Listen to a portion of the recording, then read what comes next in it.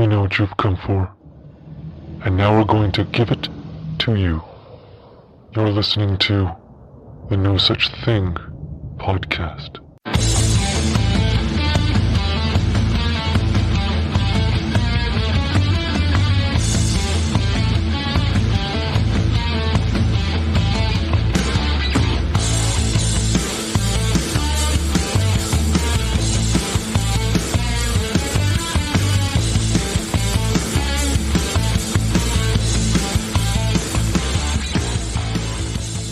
So we are live, and we have Troy Hudson of the Native Oklahoma Bigfoot Research Organization. I'm really glad you could come on the show. It's a real pleasure to have you. Thanks very much. Well, appreciate it, and thank you for the invitation. Now, you're based out of southeast Oklahoma, aren't you, where Dave and Mark and stuff is? Yes. And so I was referred to you by Mark. He was telling me that you're very credible and you come out to look at his property and stuff. And I've already introduced you in the intro video, as you know. Yeah. So where do we start? Let's what do you do actually at the minute? You work in decontamination of some sort. Can you explain that a little bit? No, actually, I'm in the emergency management field, dealing with disasters, predominantly involved in, hospital emergency management, EMS, fire, police, and basically during this COVID incident, what's going on is I'm assigned to about 2 or 3 different types of projects going on. I'm overseeing, coordinating, and monitoring different projects from the state level down to the local level. So you could say I'm wearing about 4 different hats right now. Right now, I saw you on the news. I saw that news clip that you posted. What were you doing there? Basically, there was a defense contractor named Battelle. They developed these decontamination Connex boxes where the PPE that everybody's wearing during this time, since there's such a short supply, and the demand is great, but the supply is just not there. They developed this program where basically the N95 masks would be decontaminated, so it extends the life of those. So, again, because the supply is just not there to serve the community. So, one was designated in Fort Worth, and I'm the project lead, so I am the kind of the eyes and ears between the state of Texas and that project and the city of Fort Worth Offices for Emergency Management. Now, what's the COVID situation down there in Texas and Oklahoma? Is it pretty bad, or are you guys getting hit bad, or is it? Well, the situation is Oklahoma is kind of Oklahoma is a very rural state, so there's not a lot of people congregated back, together, and there's not a lot of people, in confined spaces, in close proximity as is in the other states. Oklahoma has about the same amount of COVID positive patients as just the county of Dallas. So the state of Texas is in the tens of thousands. Now, I'd say that the situation is probably leveling off. One of the things, though, is the long-term care, nursing homes, assisted living facilities. They're having some problems because people are more close proximity with each other. So the ability to transfer the virus from person to person transmission is a lot higher in those in types of facilities. Yeah, Mark was telling me that I had Mark on. He's from southeast Oklahoma, and he was having some problems on his property. But he was explaining to me that you don't actually have when you talk about New England, you don't actually talk about the county. You talk about the town, And in Oklahoma, because it's so spread out, you talk about the county. You say, I'm from such and such county. Whereas here you say, well, I'm from Clinton, Mass. And, he owns 80 acres of land or something. For me, that is a state park. That's right. That's a very big area, so there's a lot of social distancing naturally going on down there. Yeah, naturally, it's definitely a lot of social distancing because there's, unlike what you see up there, out here, basically, you might have maybe 10 people in probably a 7 or 8 mile area, where up there where you may have several hundreds of people in just a city block. So. Right, which brings us to the to the topic of conversation, which is why you have so much Bigfoot activity down there, because there's a lot more room for them to go undetected now. Like I say, you're from the southeast Oklahoma area, but you deal in Arkansas and Texas also. And there seems to be kind of a cluster. I was looking on the map, and where you guys are, and East Texas and Arkansas and stuff, that kind of tri-state. I think it's what do you call that mountain range in Arkansas beside Mena? Well, you have the Ouachita Mountain Range, you have the Kiamichi Mountain Range, and then a little bit further north there, you have the Ozarks. So you have quite a few different mountain ranges that kind of connect that Oklahoma and eastern Oklahoma and western Arkansas. Yeah, there's a lot of space down there. I noticed that. I mean, I was speaking. I was talking to one of the guys last night. I would love to go down to Oklahoma, maybe for the Honobia Festival, which you're the coordinator for that. I am one of the organizers for the conference side. It's a festival, so basically you have a conference that goes on inside one of the buildings, and then you have a festival on the outside. Festival being any other type of festival, carnival type. There's food vendors, there's other types of vendors there that sell different types of Bigfoot artifacts, T-shirts, hats, memorabilia, and then we have storytelling. So I organize kind of a portion of the program, which is basically the conference. Now, how long does that go on for? It goes on both days. Usually starts around 10 a.m. and goes till about 4:30. And then that gives us enough time to kind of get changed, because I also wear different hats there. I'm also providing other services while that event's going on. And then we get ready for storytelling. Storytelling's usually right around sundown. And do you have people like for example, what's his name? Dave Gimlin and stuff coming there, or is it pretty low key? No, our speakers have ranged over the years. I've been organizing it since 2010, and we've had everybody from Dr. Meldrum to Scott Nelson, Ron Moorhead. We've had Lyle Blackburn, Ken Gearhart. We've had some pretty big names there at the conference. MK Davis. There's been a couple of TV shows. Some of their programs kind of went on during one of our conferences. We've tried to get Bob Gimlin, but we just never can get in touch with him. We've tried some others, but it's a busy time of the year. Everybody's doing a conference that time of the year. Yeah, it's now. What about the residents of, how do I pronounce it? Honobia? Is that how? Honobia. Honobia. Okay, so. Honobia. So, the residents of that town, are they happy with the festival, or are they kind of like bitter? Most of them are. It is a time where it brings a little bit of commerce into the community. There's only one little small store there. There's no gas stations in probably 15, 16 miles of the place.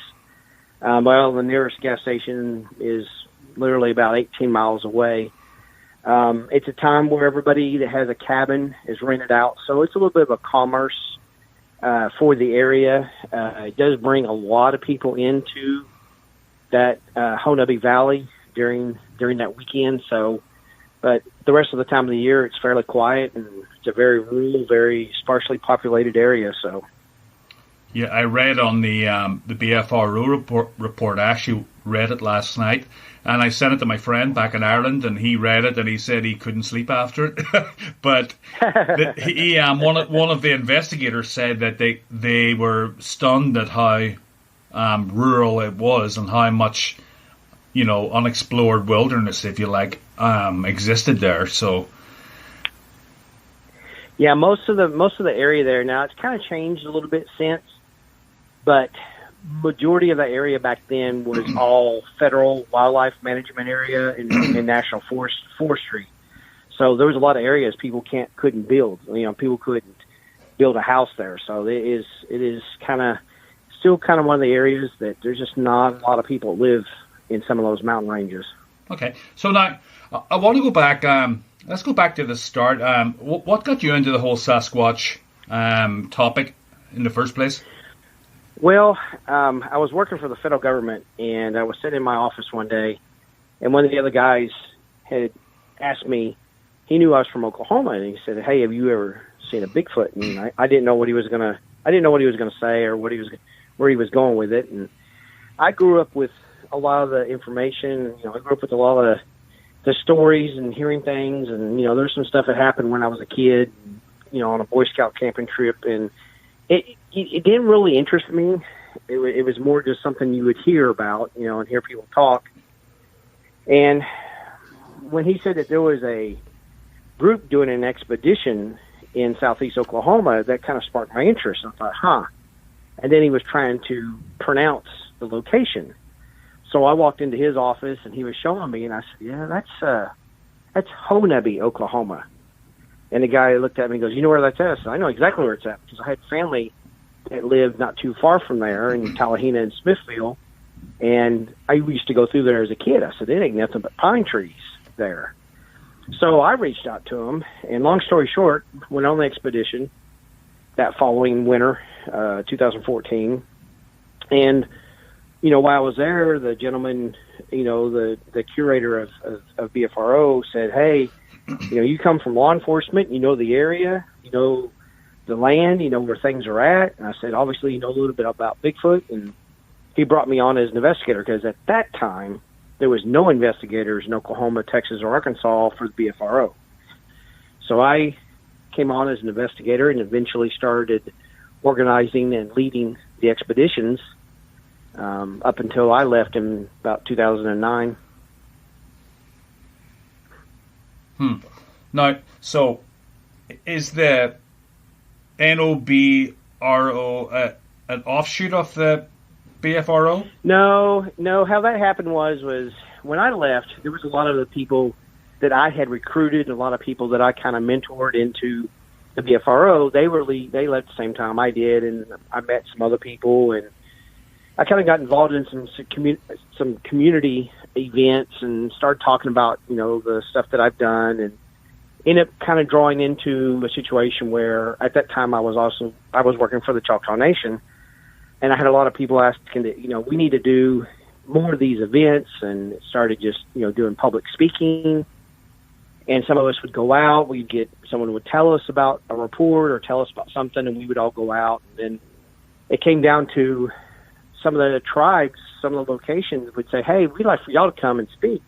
What's the name of your group?" And I said, "Well, we don't have a name." So long story short, there was a couple of news channels that did a report, and we were involved. And it just came down to the point that we just thought, we don't have a name. We're all from Oklahoma, and half of us are native, of Indian blood. And I said, well, we'll just call it the Native Oklahoma Bigfoot Researchers Organization. And that's how that name was born, because we were going to be involved in some conferences and other stuff. So that's kind of how that name came to be. Now, why Bigfoot and not Sasquatch? Because I heard that some people don't like to call it Bigfoot because it's too pop culture. To me, it's apples and oranges. And a lot of people, refer to the word Bigfoot. Sasquatch obviously is a First Nations, it's a northern native culture name. And, when we're in the public talking, depending on the audience, and I personally use the word Bigfoot because it's just the easiest thing to say, and that's what everybody knows. Right. And usually if they start wanting to get down into the weeds, getting down deep into the weeds, then we can start utilizing names that most people, may know or may like to hear or understand what the title is and everything. So we just generically refer to, in it in Bigfoot, so it just kind of blanketly covers the entire thing. So if you're at a Choctaw meeting, you would call it the Champ, is it? The Champe, that's kind of the older version. There's not a lot of people that use that name anymore. Even though that's in some, cultural references as far as historical names, but a lot of people just refer to just basically the tall people or the forest, the forest people. Sometimes it's referred to as the tall ones, the big people. So it just kind of goes where that audience and where that conversation leads. If I'm giving a topic in a non-native community type town hall or some type of public venue, and I'll just use common terminology, but if I'm in, like for instance, we're at a location where it's a lot of Cherokee, I will tend to use those names that they are familiar with and that they are accustomed to hearing. If I'm out in western Oklahoma, at that Caddo or the Delawares, then, they kind of have their names for them. And we usually refer to in a generic version of just saying the tall people or the tall ones, because that's given the names of the tribes that they use in their language. It usually translates to, the tall people. So we just use, kind of the English version so everybody understands it. Now, it is in the native cultures. I mean, I've heard that almost every tribe has a name for it. Is it just a given that it exists, or is it still a taboo subject? In some tribes, it's taboo. In a lot of them, it is, more open. It's open to say. If you get into some spirituality aspects of it, there's a lot of tribes that still tend to lean back on their spiritual culture and their spiritual customs, and sometimes it's not talked about. But in storytelling related to certain tribes, that is still part of some of the storytelling. Now, a lot of people may see, maybe listening to a story and say, oh, I think they're talking about Bigfoot. But in that tribe, they don't view them as how the average person in the world views them, because some tribes refer to them as just somebody that lives over there in the woods. They just see them as a neighbor. They don't look at them as a phenomenal icon, like how, most people in America or everybody around the world sees Bigfoot as a mystery, a phenomenon. To a lot of native cultures, that's just somebody that lives over there, so they don't treat it like a lot of the people do. And how do they treat it? I mean, most of us, well, you got tree knockers and the gifters and stuff like that, and I don't really know what's up with that because I have a different opinion. But how do most natives view Bigfoot? I mean, are they fearful? I mean, I've heard no, they just leave them alone. They live there, they live over there, and we live here. We don't bother them, they don't bother us, and they don't need to tend to go look for them. Now, there are certain times that there are certain people that may live in an area where they may cross paths, or there may be people that own land where the Bigfoot may go from point A to point B and it has to cross their area for whatever reason. And there's sometimes a gentleman, may step out of his back door to, do something, and he turns and looks up and there's one sitting across the pasture looking at him because it stopped to see what he was doing. So there's interaction sometimes. But there's about as far as I go in most native cultures and places where there is tribal land, tribal property, and people may live on that property, and the Bigfoots are there, and most of them refer to it as they just they live there and I live here. There's no reason for me to go over there, and there's no reason for them to come over here. So they just they don't bother them, and they just look at it as a some people refer to it as an interesting thing, but it's their experience, and that's how their family may have dealt with it for years. There's a lot of people that live in some of those tribal areas where they're the second or third generation that's lived in that house or on that property, and their grandparents talk about the ones that live in the woods back there. You see them. Don't just mind your own business. They'll keep on going.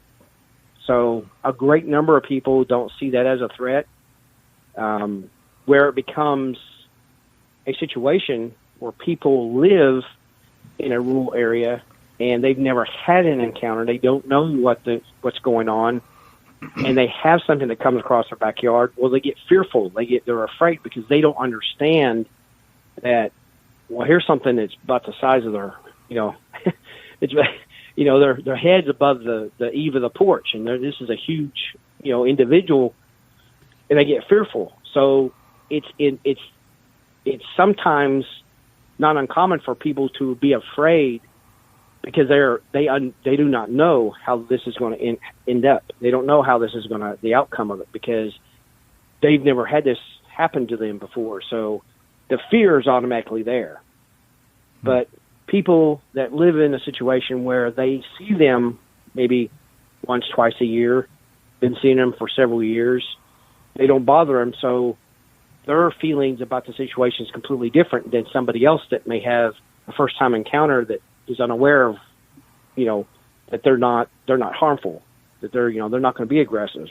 As long as you're not aggressive, they're not going to be. But sometimes people don't feel that way because they don't understand the situation. Does that make sense? Yeah, it does. But I'm just what you're saying, I'm thinking, if your child goes off walking into the woods, are you saying that there's not a threat there, that something could happen to your child or something, or that is a situation where it's very delicate, because I have, over the years I've been doing this, I have heard of reports. I have talked to law enforcement people that were involved in certain situations. There's been 3 different situations that I know of, 2 in Texas, 1 in Oklahoma, where a child was lost in the woods, and they were found near a road or near a parking area, and the child explains that they were walked out of the woods. They were brought out of the deep, they were down in the woods, lost, and a bear came to them and showed them how to get out of the area. So wow. There are certain descriptions that refer to, and you just if you just want to go ahead and put it on the table and say that there's been 3 different occasions where a child was lost. All three of the children were basically under the age of 10. So I think one child was like 11, but the other 2 were under the age of 10. They were very well knowledgeable that to them it was a bear that walked them out of the woods, because it was very big, it was very hairy. But the only problem is it walked upright like a man. Yeah, we just had a situation like that about 6 months ago, didn't we? Like Kentucky or something. I believe so. Somewhere down there. I have yet to take a report. I have yet to know any substantial report or incident where a child went off into the woods and they were never found again, and Bigfoot was supposedly the suspect in that incident. A lot of times, there's more things out there in the woods, to me, that would be more dangerous to that child than a Bigfoot. A Bigfoot, it is believed that the reason why the Bigfoot probably showed the kid how to get out was, think about this. If you are the Bigfoot and you live in those woods and you have your own family, you have children, you live back in those deep, hollow areas of the woods, and a child's back in there, who is coming to look for that child?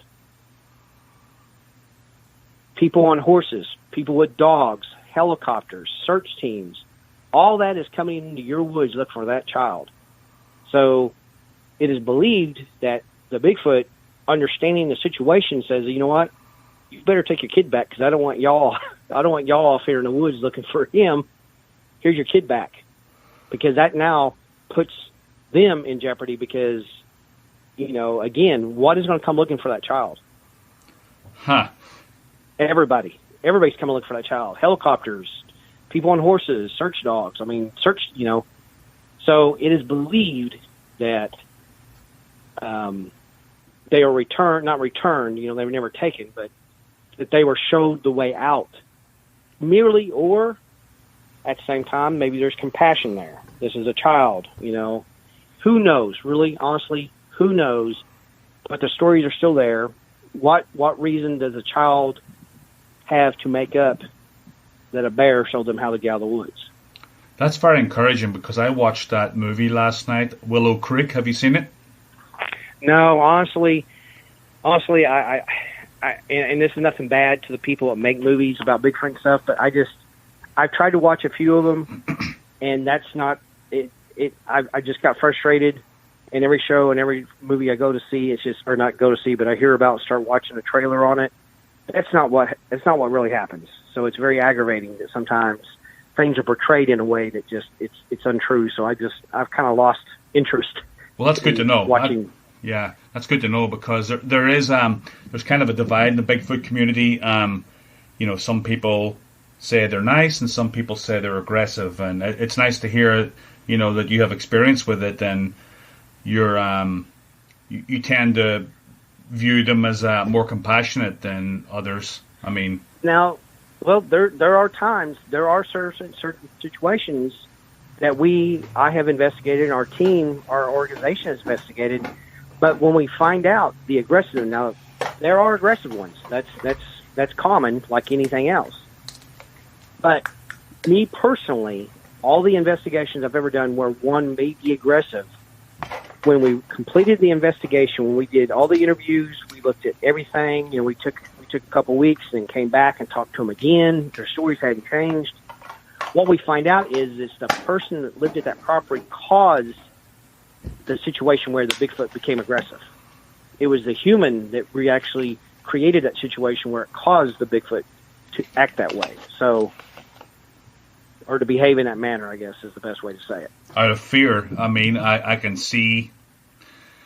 Well, I know you don't want to go into the siege of Hanobi, but I mean, I can see why those guys would have been scared with a family there and stuff. And there's these creatures that are huge, and you don't know what their intentions are, so you don't know what to do.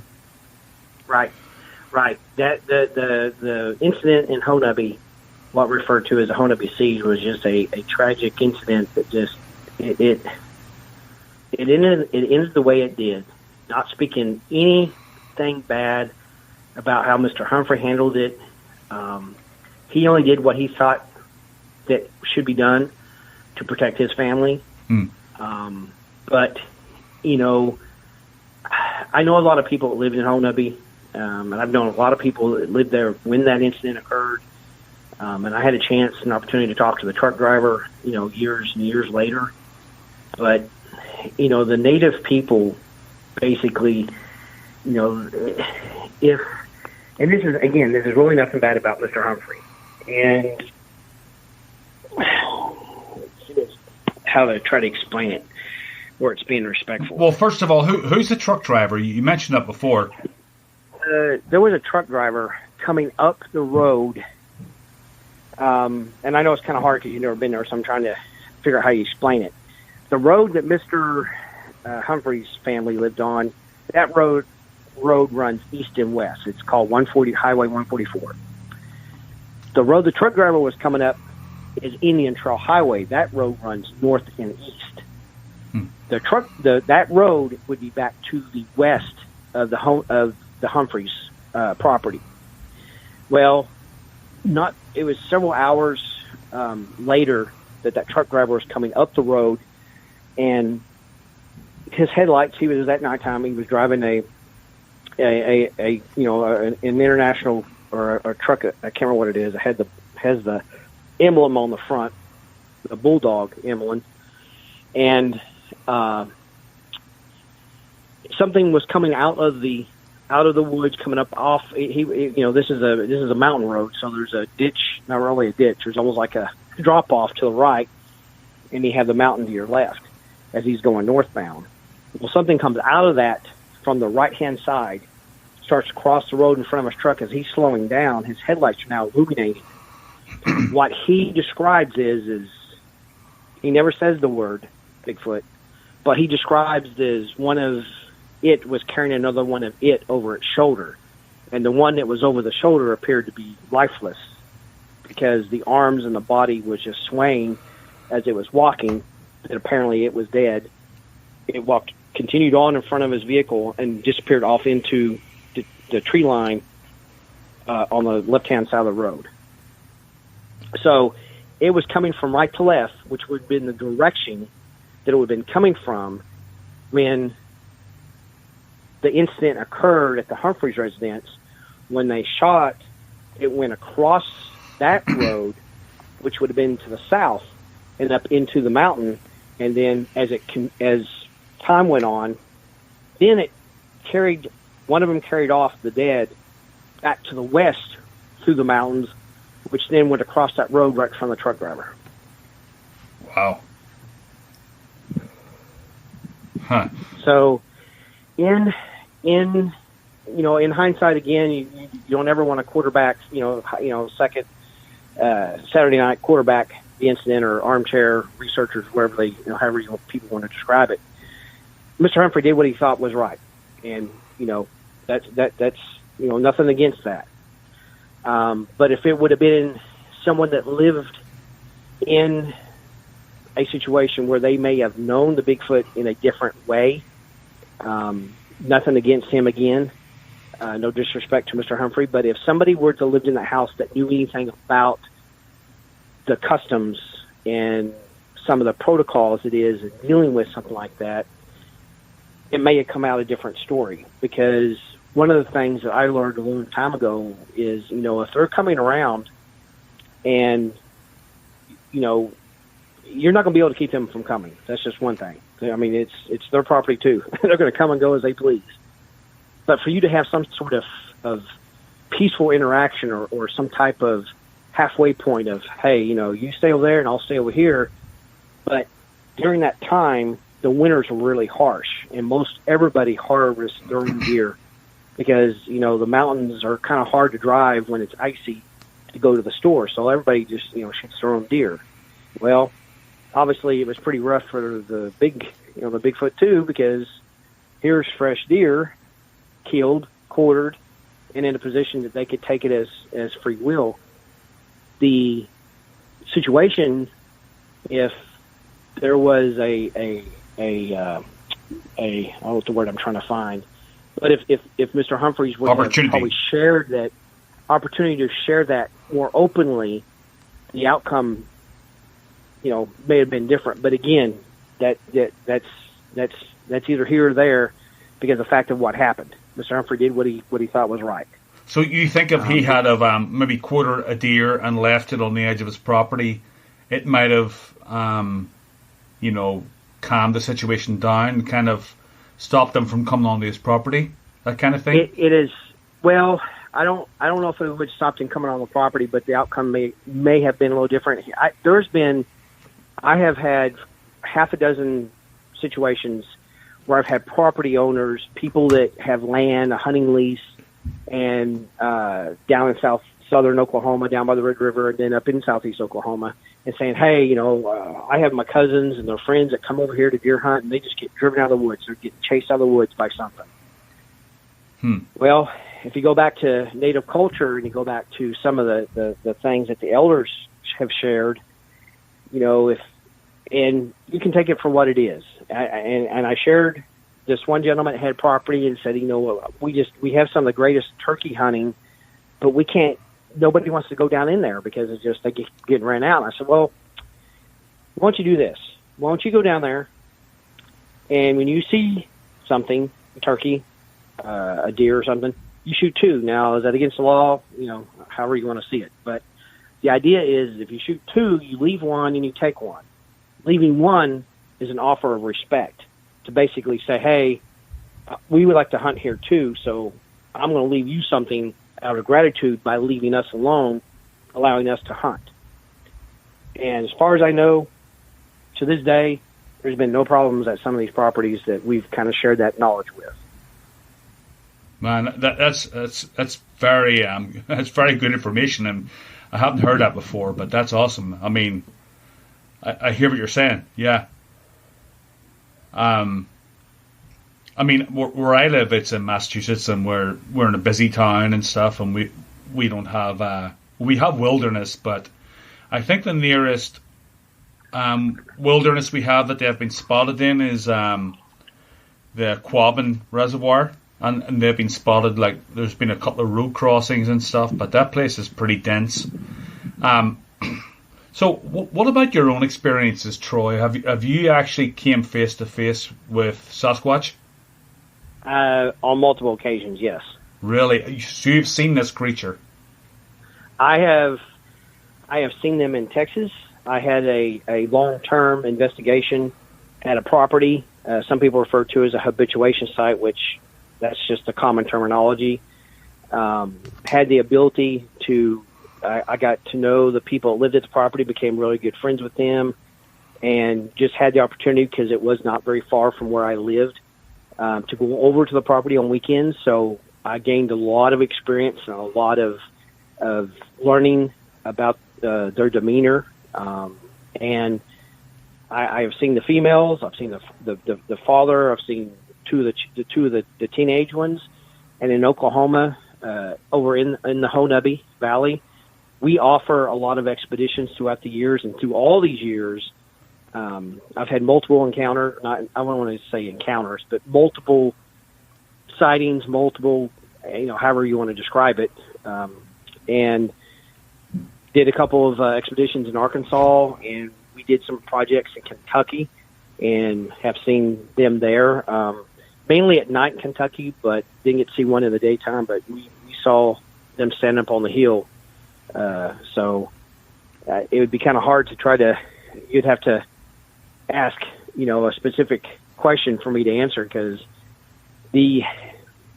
and there is a lot of people. There's a lot of people that have. I have a lot of people that come with us. We have our own investigative team. We have a lot of guys that come and help provide guides on these expeditions. So they have seen just as much as I've seen. So there's a lot of people that have seen them way more than once. Now, you've seen these things. What do they look like? I mean, what does their face look like? I know they're 8 foot tall and they're hairy and stuff, but I mean, when you look at them, how do they look? I've heard people saying they're a cross between a gorilla and a human. What did you see? I have never seen the gorilla-looking face. The ones in Texas, the female, she looked very Anglo. I mean, she looked like a woman. No way. Her skin was black, jet as night.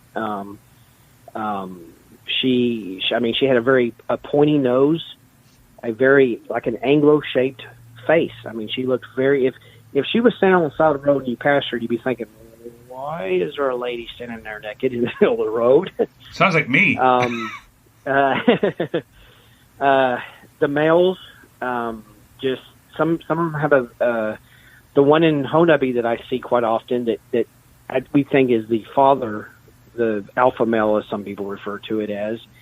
He's very stoic in the face. He's very kind of leathery almost type face, very worn. You can tell he's old. You can tell he's been around.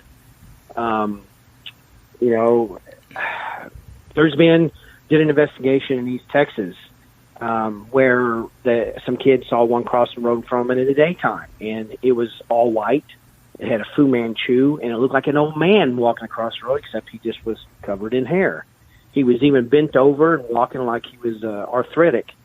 And there's been some sightings of something similar to that in southwest Oklahoma, of the white one that walked kind of hunched over and had a Fu Manchu, and just was big and didn't move very fast. So they're like us. They come in all different shapes and sizes.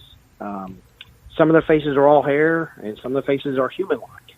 I have yet to see one that had an ape-style face. And I know they're out there because I hear the reports and see the reports. But I just personally have never seen one that had that type of a look to the face. Man, that is so fascinating. That's why people, I think that's why people get so scared, because they kind of look human, but they're not. I think that's what unsettles most people. I've taken several reports. I've investigated quite a few. I had a gentleman, I haven't talked to him in many years. I think he's moved on out of Texas. He was a Green Beret. I checked him out before I went to talk to him just to make sure, because a lot of people always say there's something and sometimes they're not. Stolen valor. But this gentleman was truly a Green Beret. He did several tours in Iraq and Afghanistan, and he had a long story short, he had an encounter on his property where he had saw something, and when he raised his rifle and he looked through the scope and he saw something in the scope, because who he saw was not that far away. He was having some problems judging the distance because of the sound, and the forest was thick. It was very thick foliage. When he raised his rifle, all he could see was some reddish through his scope, because the object was too close. It was closer to him than what he thought. So he brought the rifle down and looked up and realized it was only standing, literally it was only standing probably about, 60 yards. Right. And he looked it right in the face.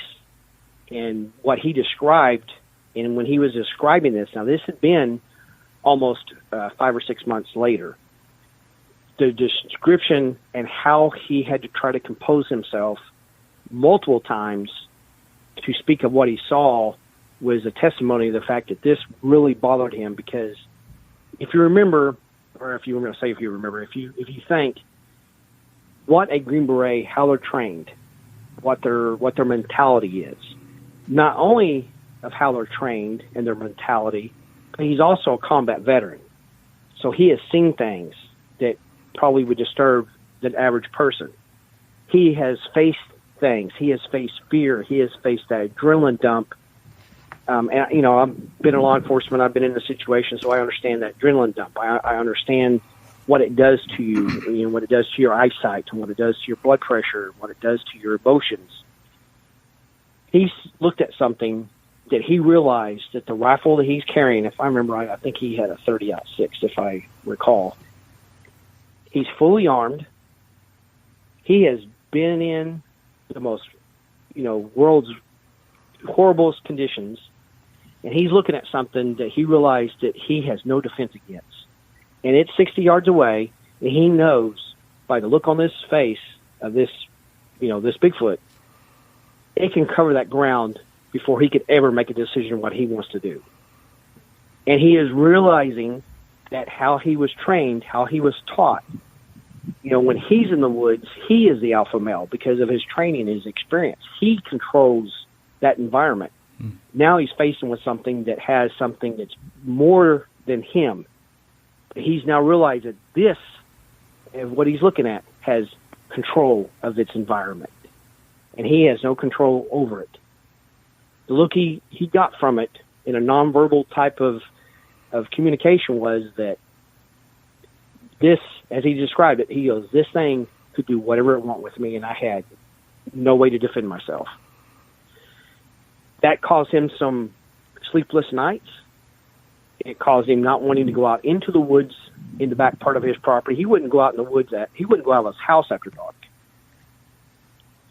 So people having those type of encounters, you're brought up in the world that you watch TV and you hear this every now and then about Bigfoot, and you always hear the little jokes and hear the little in your windows. You are a Green Beret. You're trained to the highest level that most military forces are trained at. You are a combat veteran, and now you're coming to face with something that you are led to believe does not exist, is a hoax, and you're standing here face to face with it, and it gives you the impression that whatever that training you've had and all that experience you had didn't mean nothing, because this could do whatever it wanted with you.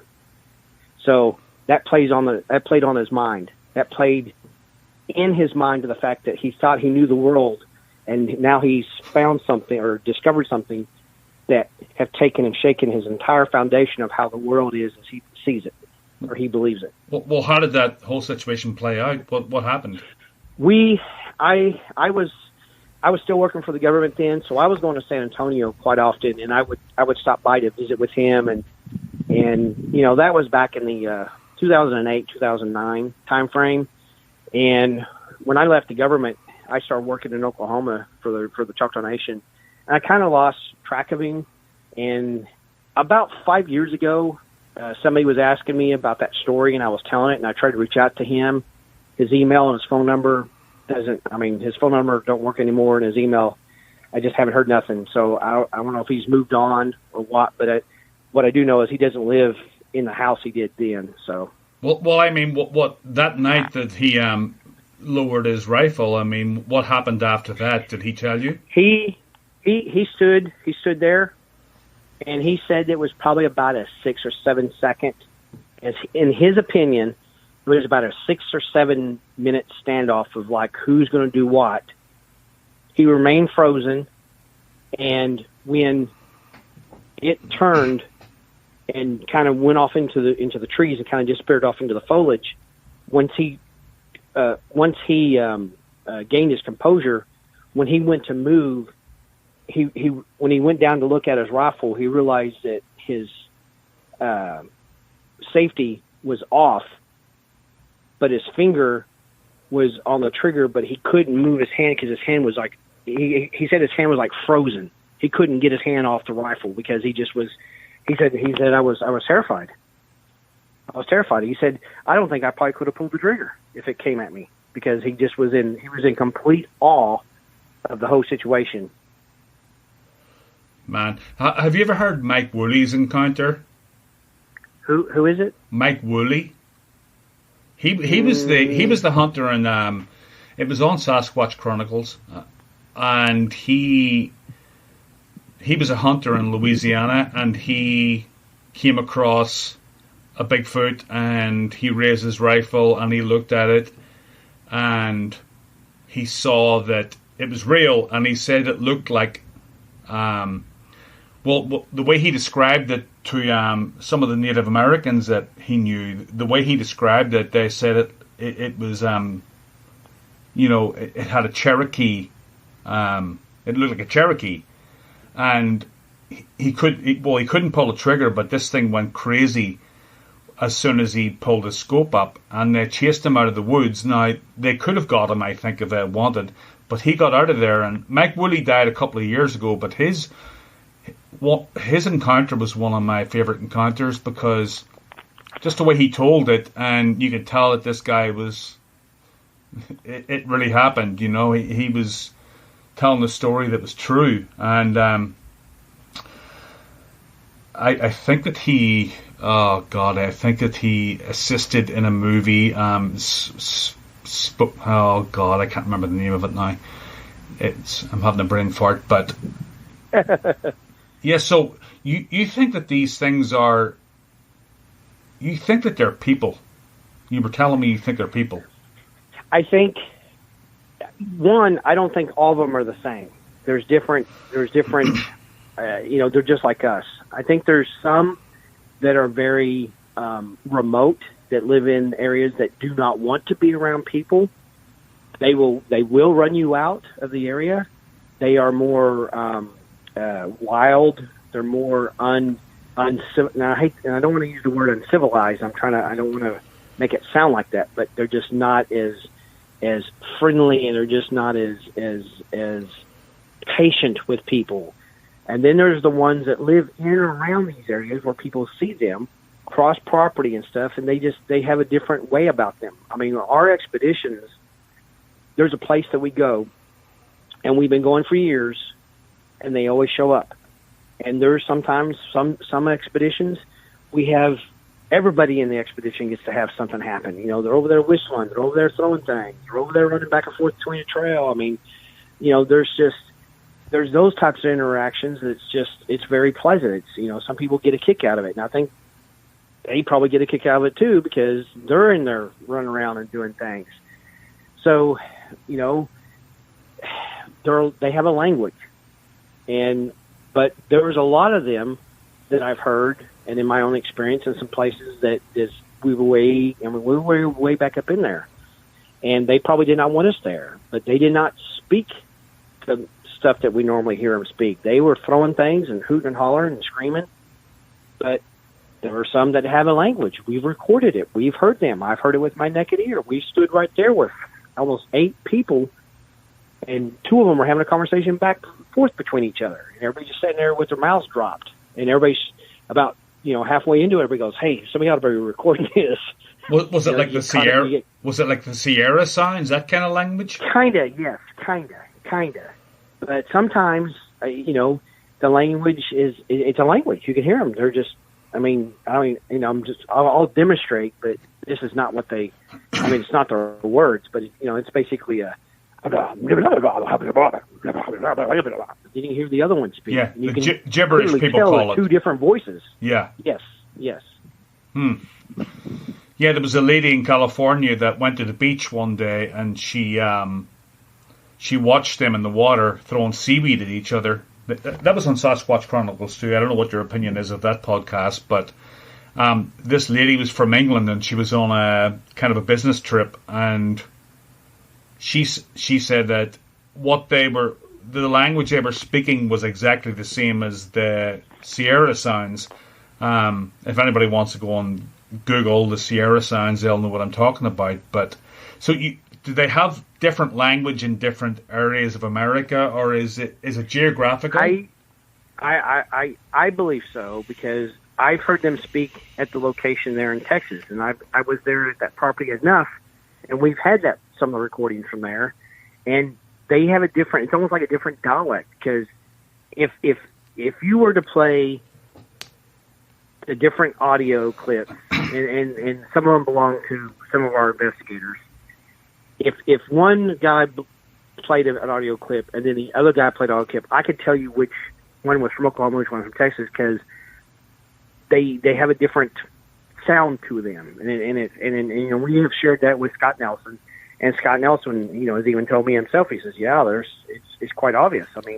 We have dialects, and it's why not they have dialects." Now, what's interesting is we have played around. Some people think it's, we go too far. We try to use, native words, Choctaw words, the Ponca words and stuff. So sometimes we get reactions and sometimes we don't. Sometimes we have had the words repeated back. Now, is that to say that they're actually responding, or are they just mimicking what we're saying?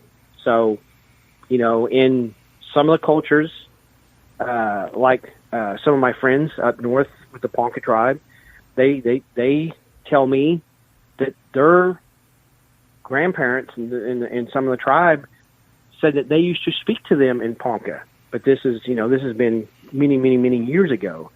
And come to find out, even on my own side of the family, I have a Cherokee side of the family, and I'm learning from my cousins that, that his parents and grandparents and stuff, they have a powwow stomp grounds here in Oklahoma, and apparently there was some talk that many years ago that they would be able to speak Cherokee, and they would reply back. So, there's historical information that people were able to use their own language, like the Cherokee language or the Lakota Sioux or the Ponca Choctaw, and speak to the Bigfoot. But those are the stories and legends and some of the culture aspect of it.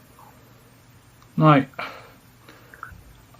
Now you work closely with the government and stuff. You have a government position, correct? Yes. Now, do you think that I've heard this conspiracy thrown around that there's some kind of government cover up, and then they know that they exist, but they cover it up for whatever reason? Is this, how accurate is that? I don't know if you can speak to that or not. I would say I have been, I work for the federal government. I've been in and around things. I've never been in any top secret things that's related to that. I've never been anywhere near that stuff. Right. But I've been around in some projects. I've been around in some things, and I do know the mindset of how the government works. Now, back in the days, I'd always wondered, why would they hide this? Why would they cover it up? But knowing what I know now, and knowing how the general public reacts to things, I am glad that they keep things quiet, because the public, not everybody, but there's a great general population of the public that acts like a bunch of knuckleheads when stuff goes on. And think about it. Think of the Boggy Creek, the Boggy Creek monster in Fouke, Arkansas. Right. What did the townspeople do? Because the girls at that house told the sheriff, what'd they do? They formed a posse with rifles and guns and dogs. What'd they do? They went out hunting for it.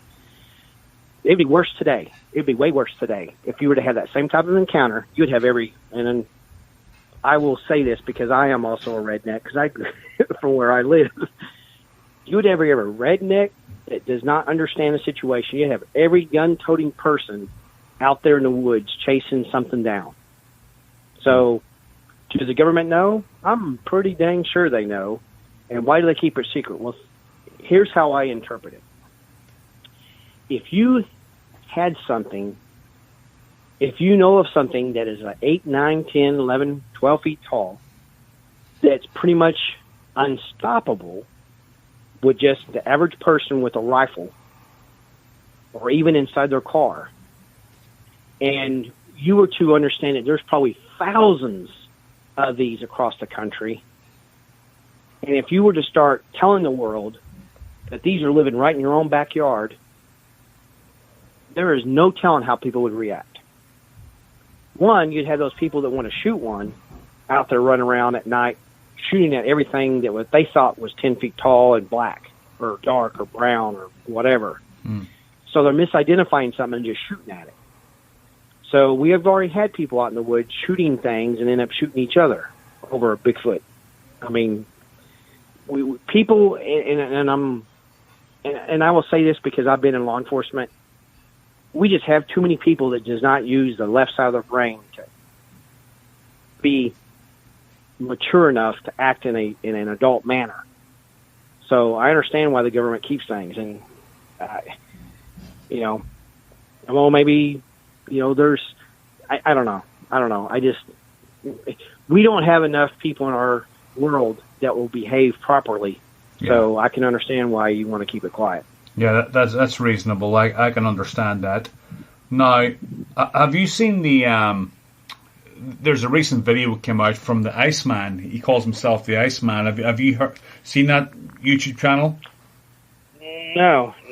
Well, he was on I think he's a bow hunter, but he recorded some screams. It'd be easier to describe if you'd actually seen it, but he recorded these screams, and I'm going to have him on the show next week, actually. And, well, he's primarily a bow hunter, but he had a couple of encounters, and he recorded these screams in Georgia. And people are telling me it's a wolf or a big cat and stuff, but the lungs on this thing is just it's like half a mile away, and it's overpowering, and I don't know what else it could be. I've tried to scour the internet to find out what this sound is, but there's nothing comes close to it. How I tell people, and we do investigations. We have a team. We have investigators all over Oklahoma, and we've even initiated a formal training program that when people want to join our organization, that they'll go through a training program and be assigned to one of our other investigators that's experienced, and he's kind of like a mentor and a field training officer type thing. That basically teaches how to do interviews, investigations, photography, evidence collection, the whole 9 yards. And one of the things that we share is there's two factors here. If you were not standing there when that noise was made,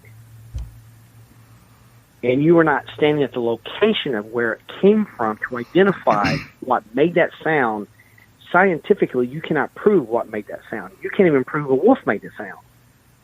You can't, because you're not there where that sound's being emitted from. So you have speculation, conjecture, and just a simple wild guess. But there is another factor. You've been in the woods long enough. You've heard the Bigfoot screams, and you've heard a wolf and a coyote.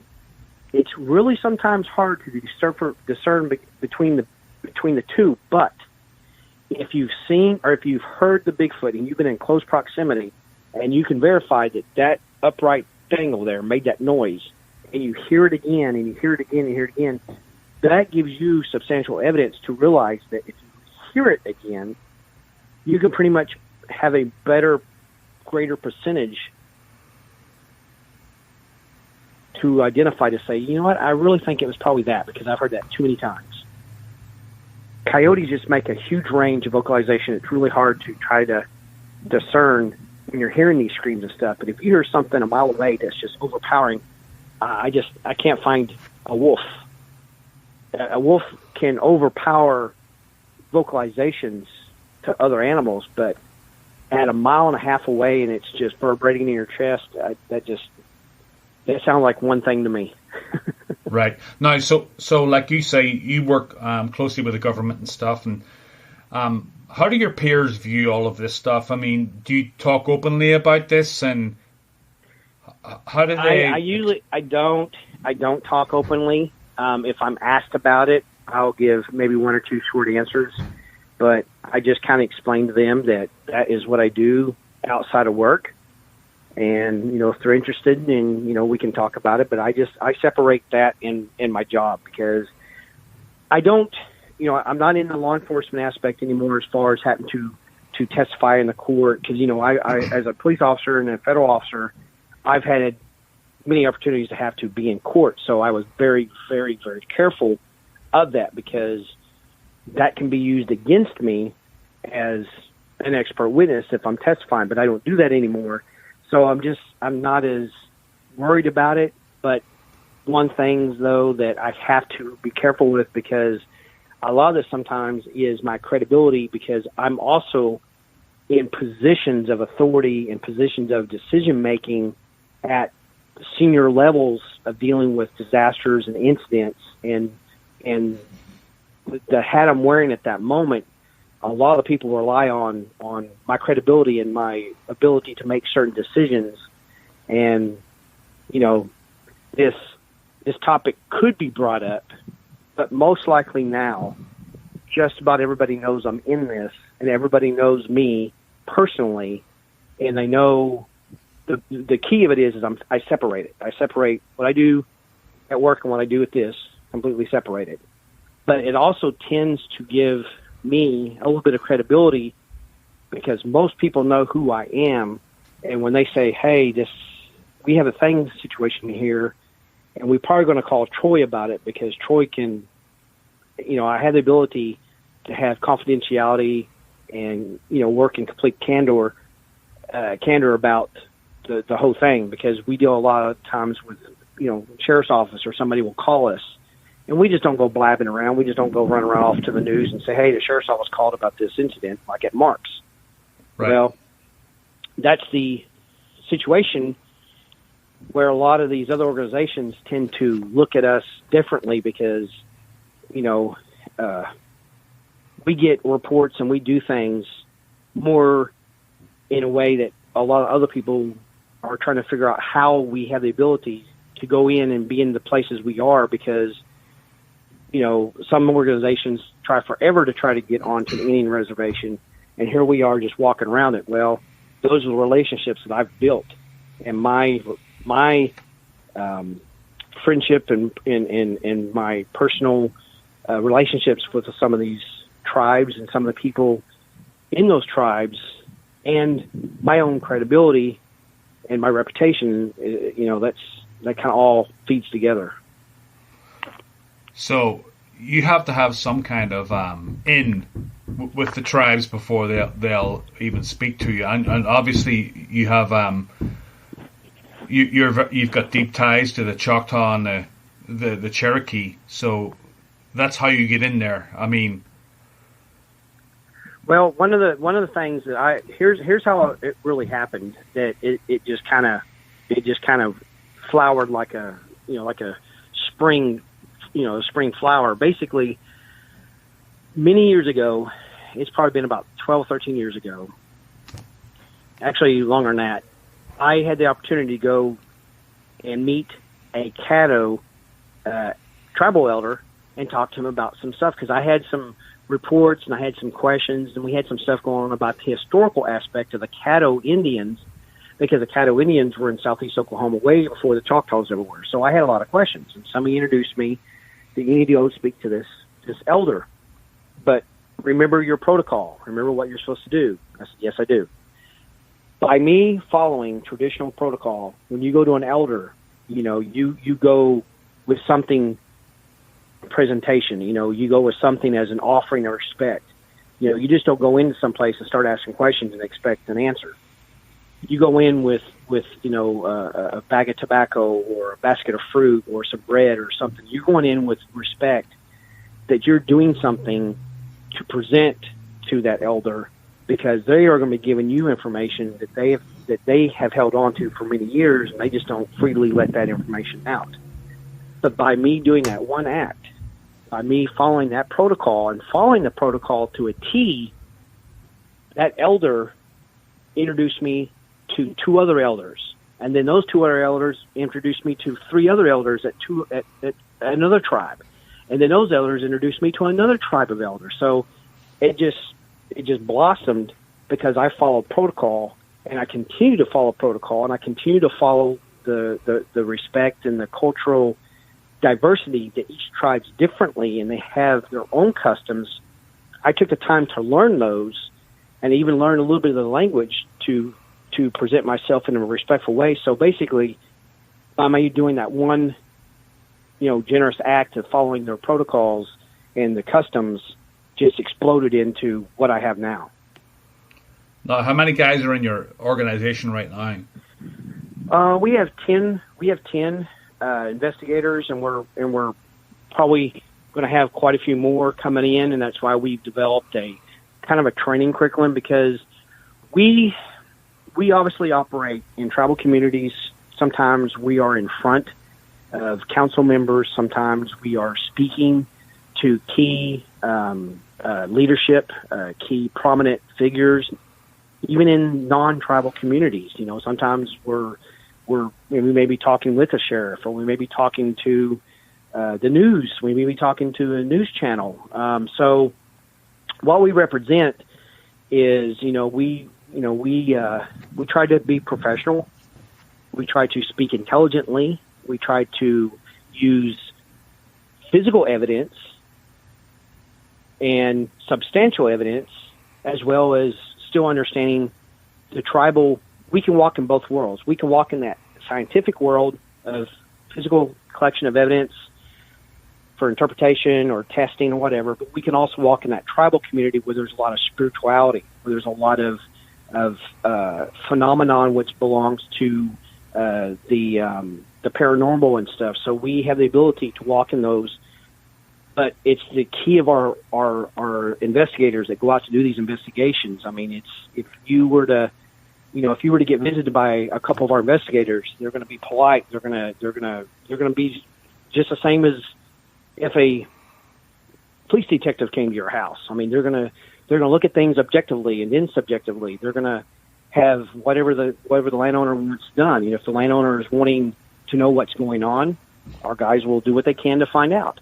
If they just want a report done, that's what they will do. They will collect that information and see if there's any evidence, and finish the report and put it in our database. If, like in Mark's case and some of these other cases that are popping up, that people are afraid. They don't know what's going on. They don't know why these Bigfoots are coming into their yard or coming up to their house. So those become a little bit more complex investigations. So with all that being said, we have some of our other investigators that actually come from law enforcement. So, we are developing some programs so that way when people want to join our organization, that because of the nature of who and what we're around and the communities around, we want to make sure that we have the right type of investigator that's just not somebody out there just running around, just coming up with some strange stuff and, representing us in a bad way. So, we're trying to take a little bit more of a formal approach to our investigators and what they do out there in the field. So, I know we're running out of time, but can you speak of the casino footage a little bit? I know Dave Wilbanks I had on the show a few weeks ago. He's just written the book and released it on Amazon. Champé, is it? Is that how you pronounce it? Yeah, Champé or Champy. Yeah, Champy? It just kind of depends on. It depends on what part of Oklahoma you're from, but it is the Choctaw. That's what they say. It's a Choctaw word. So he actually saw that footage. Now, it was pretty definitive from what I hear. It was. When the investigation was occurring back then, a lady that worked at the casino had wrote into the BFRO, and I took the report and spoke with her, and she saw the video, and she worked there at the time, and she had a lot of the good information because she was, that's her tribe, the Cheyenne and the Arapaho, and she had a lot of inside knowledge. Her father was an elder, is an elder, and there was a lot of inside information to that part too, because, one of the things that this was a situation that became a media, that's how the BFRO got a big wind of it, was because it made its way onto the news. And actually Roger Roberts was the BFRO investigator then that had initially investigated it. I didn't know David Wilbanks was involved. I guess I never came across his name during that time. He saw the footage, yeah. That's interesting. It's real interesting. Why we never crossed paths, but I guess it is what it is. But yeah, the footage is very. It's very clear. It's very clear on what it was. When people show videos or people will send me clips, if you've ever seen a Bigfoot move, if you've ever seen them walk across a field or walk across the road or just move in the way they move, when you look at a video, you can watch a video in about 2 seconds, realize if it's fake or not, because they move with intention. They move with every step they take, and every movement of their body is choreographed. It's very fluid. It's like they mean to do what they're doing. When someone is wearing a suit or wearing some type of outfit that tries to portray that they're a Bigfoot, it's clumsy because they're wearing something they don't normally wear. So Bigfoot wear what they wear all day long for all their lives, so they can move with grace. They can move with speed and fluid, and some people refer to it as like a ballerina. Every movement is choreographed. Well, a person in a suit is going to be clumsy. He's got to look where he's going because that's something he don't normally wear. It's clumsy and it's not suited to him, and it's so this is quite obviously definitely something, because it's also kind of hard to try to find somebody that's probably over 10 feet tall, and when they're walking they have to duck under a vapor light and do it fluidly as if you and I were just walking and you just ducked under a tree branch. So it was quite obvious that it was definitely the real thing. Now, what about Patty? What's your view on Patty? Oh, it's real. Again, watch how she moves. Could you, if you were a person, and let's say, just for the sake of argument, you had the Hollywood version of being able to do the makeup, the outfit, the costume, you're walking across an uneven terrain. Would you be able to turn your upper body and look back behind you and continue to walk that way without tripping, falling, or even stubbing, or even altering your movement? Yeah. She is walking across there like that. I mean, that's her. She whoever that is walks in that body from birth, because whoever's walking across there is turning their upper body to turn and look back and continue to walk forward on uneven ground and not stub their toe or fall or trip or even alter their pace. Yeah, one thing that got me is about Patty was there was one frame where she turned around and looked at the camera, and you can see in its eyes that this was not. You can just tell that this was not someone in a suit. There was a presence in the eyes, and I don't know, but I mean, many people think that it's a suit, but that's usually people that haven't really looked into it or aren't just interested in it, So. People say it all the time, people talk about it, and I've just learned that's them. Yeah.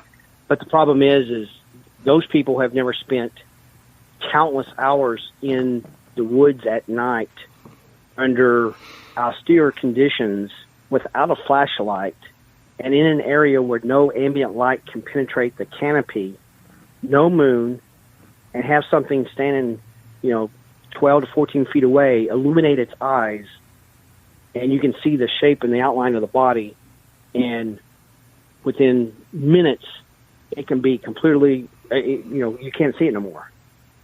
So people that want to judge something that they think is fake, that they think is in a suit, they can do that all day long. They have perfect right to sit there and contradict everything that's out there.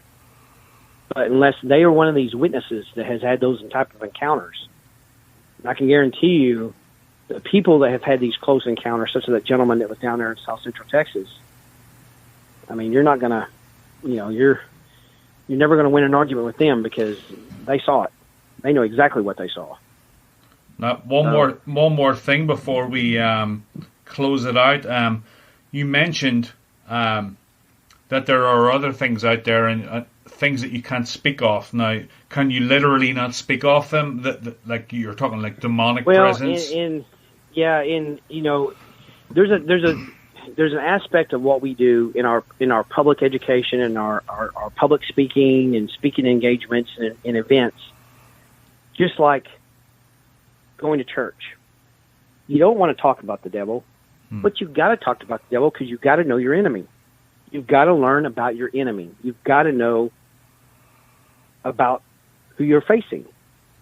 But when it comes to the paranormal folklore, supernatural folklore of all these other things that are out there running around, most Native tribes don't speak of it because, again, you're giving it power. You're speaking it into the universe. You're putting power. Your words are going out in there, and you're speaking of it. So that's what it referred to as basically you don't want to speak of it. It's taboo. But we have to speak about it sometimes because you got to learn about it because that is an evil thing. That is a real thing, but you need to know things about it in case you've ever have that type of an encounter. The discernment between, some people refer to, maybe it was a Bigfoot or maybe it was, the DOGMAN, the DM. It's quite obvious what they are because one does not look like the other, but in a flash, if you're sitting in a tree stand and all of a sudden something black and hairy goes flying by you, you may not know what it is. But there's a lot of people that report in a lot of these encounters. Sometimes there's a presence that they feel. There's some people it feels that that there's a pleasant feeling. That it's not harmful. I have a very pleasant feel about it. But then there are some people that said that this was so full of dread. They were so full of hate, and they couldn't stand to be in there no more. So there's discernment about some of it as well, and a spiritual discernment to it. But there are so many encounters and other things that we get reports of. There are things that,